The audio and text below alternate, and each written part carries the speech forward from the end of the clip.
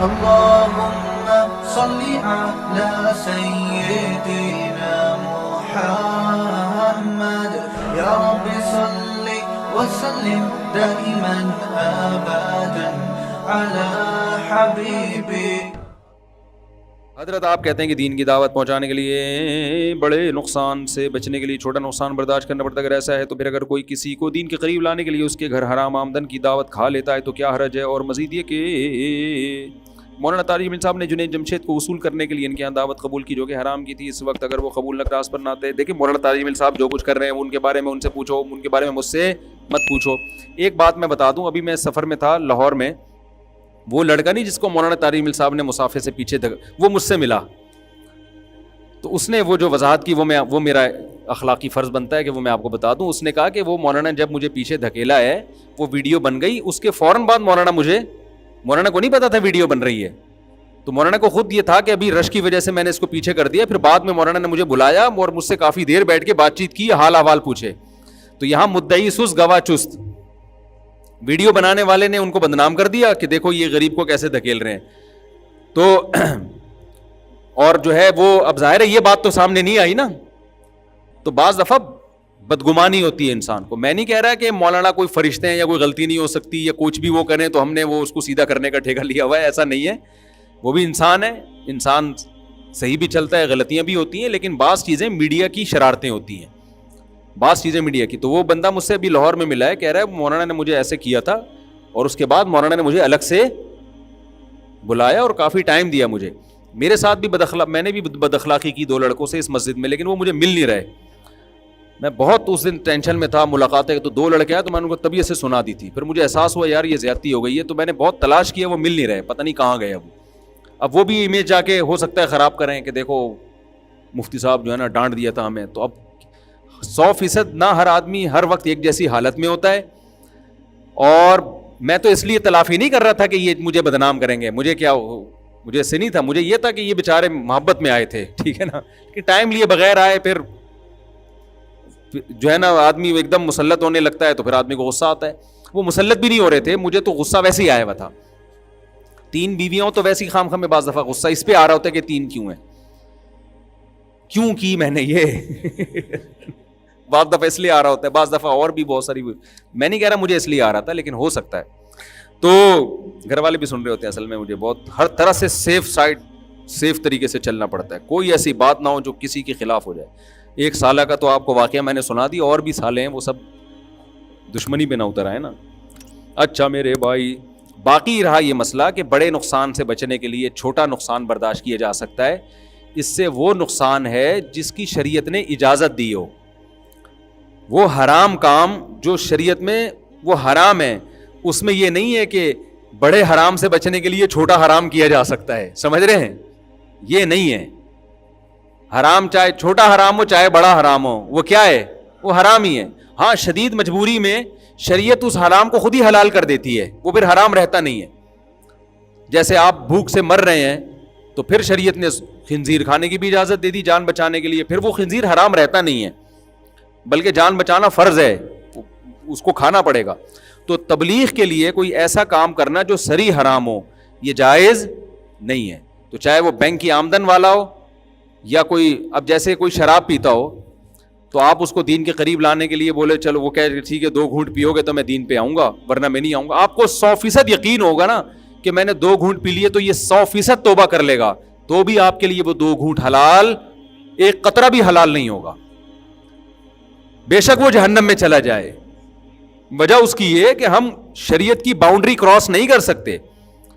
تو ایسے بہت سے واقعات ہیں, شرابی کے ساتھ فری ہو گئے اور وہ توبہ کر کے جنت میں آ گیا, لیکن آپ پھر آپ کو حساب دینا پڑے گا, کیونکہ ایک شریعت کی باؤنڈری ہے نا, آپ اس کو تھوڑی کراس کر سکتے ہیں. تو کسی بینک والے کی بوتل پی لینا, اس کے ہاتھ کی جو سودی, بشرطے کہ 100% ارننگ اس کی حرام ہو.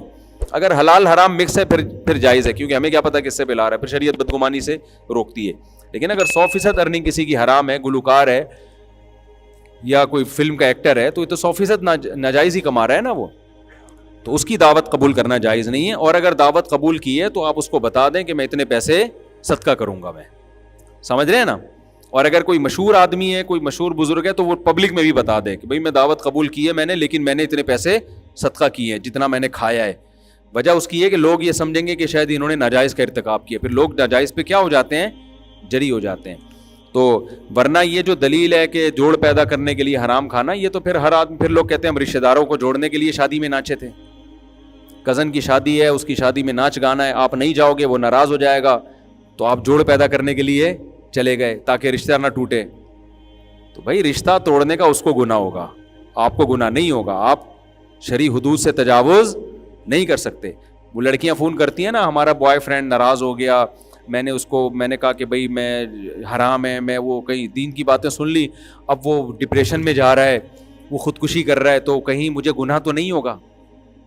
میں کہتا ہوں جتنی ڈپریشن میں جائے گا نا آپ کو اتنا ثواب ملے گا قیامت کے دن. اس کی ڈپریشن کی آپ پرواہ مت کرو. کہتی وہ مر گیا تو خودکشی, مجھے قتل کا گناہ تو نہیں ہوگا کہ میری وجہ سے خودکشی کی اس نے. میں نے کہا قتل کا گناہ نہیں ہوگا, بلکہ آپ جب دوبارہ وہ فون کریں نا کہ میں مر جاؤں گا, ہاں حرام رشتہ ہو, حلال کی بات نہیں کر رہا. ایسا نہ ہو کہ بیوی یہ بیان سن کے اپنے میاں کو پہلے تو نے کھمبے سے چپکنا ہے, جو مرضی کرنا ہے, اس کو تو گناہ ہوگا اگر وہ بیوی ہے. بعض عورتیں ناراض ہو کے چلی جاتی ہیں نا, وہ حلال رشتہ ہے, میاں تڑپ رہا ہے, یاد کر رہا ہے, تو وہ جو ڈپریشن میں جائے گا تو اس کو تو بیوی کو گناہ ملے گا. اسی طرح شوہر ناراض ہو رہا ہے, بیوی ڈپریشن میں جا رہی ہے, اس کو گناہ ملے گا, کیونکہ میاں بیوی کے رشتے کو تو اسلام مانتا ہے نا, گرل فرینڈ بوائے فرینڈ کو نہیں مانتا. تو گرل فرینڈ بوائے فرینڈ کو جتنا ناراض کرے گی اتنا زیادہ ثواب ملے گا, اور بوائے فرینڈ گرل فرینڈ کو جتنا ناراض کرے گا, جتنی الٹی باتیں کرے گا, اتنا ثواب. حکیم اختر صاحب رحمہ اللہ تعالیٰ نے ایک واقعہ سنایا کہ ایک لڑکے کو کسی, اللہ معاف فرمائے, کسی لڑکے سے عشق ہو گیا.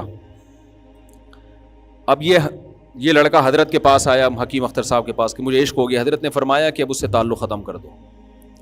کہتے ہیں میں تو ختم کر رہا ہوں لیکن وہ پھر بھی چپکا ہوا ہے نا. تو حضرت نے فرمایا کہ اس سے بد اخلاقی سے پیش آؤ, بدتمیزی سے. وہ بہت چپک رہا تھا نا, جو جس سے عشق ہو گیا تھا اس کو, وہ آگے چپکتا جا رہا ہے. تو حضرت نے فرمایا کہ اس سے جو ہے نا بد اخلاقی سے پیش ہو. یہاں بد اخلاقی فرض ہے, اسے ہی نہیں کہا وہ مسلمان اخلاق والا ہوتا ہے, بیٹھو چائے پینی ہے, کیا چاہیے تمہیں. اسے آرام سے سمجھا دو بھائی مجھ سے تعلق ختم کر دو, پھر بھی چپک رہا ہے, بدتمیزی سے پیش آؤ. تو اس نے کیا کیا, اس نے ہاتھ ملایا, اس نے اتنی زور سے دبایا, اس کی چیخیں نکل گئیں اور گالیاں دے کے چلا گیا. ٹھیک ہے نا. خدا کی قسم اس بد اخلاقی پہ اتنا ثواب ملے گا. کیوں, یہ کس کے لیے ہو رہی ہے بد اخلاقی؟ اللہ کے لیے. جس سے انسان کو عشق ہو, اس سے روٹھے لہجے میں اللہ کے لیے بات کرے نا, اللہ دیکھ رہا ہے کہ یہ مجھ سے محبت ہے.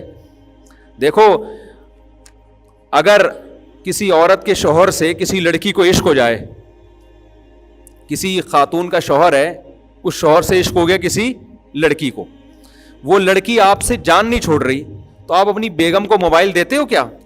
آپ کو پتا ہے اس لہجے میں بات کرے گی, آئندہ میں اس کو 20 دفعہ بھی منانے کی کوشش کروں گا, یہ نہیں آئے گی. وہ عورت کیا کرے گی, فون کر کے اس کی طبیعت دھو دے گی. ایسے موقع پر آپ اس آدمی کی بیوی کو سمجھاؤ ایکچولی اس لڑکی سے آپ خوش اخلاقی سے بات کریں. اسلام مسکرا کے بات کرنے کی ترغیب دیتا ہے.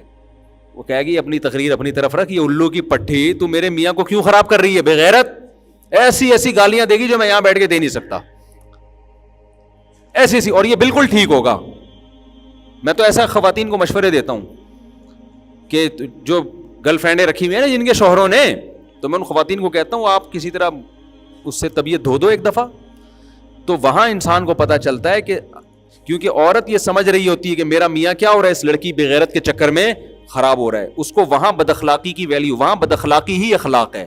تو یار عورت اپنے شوہر کو بچانے کے لیے یہ بد اخلاقی کرتی ہے, تو آپ اپنے اللہ کو بچانے کے لیے کہ اللہ مجھ سے ناراض نہ ہو جائے, ایسے معشوقوں سے, ایسے عاشقوں سے اسی اسٹائل میں بات کیا کرو. تو لڑکیوں کو جب کوئی ایسے نرم لہجے میں لڑکا بات کر رہا ہو نا, اس کو بولا کرو تمیز سے بات کرو, ٹو دا پوائنٹ بات کر, زیادہ فری ہونے کی ضرورت, یہ جو اتنے میٹھے اخلاق ہیں نا اپنی ماں سے ایسے بات کر لیا کریں.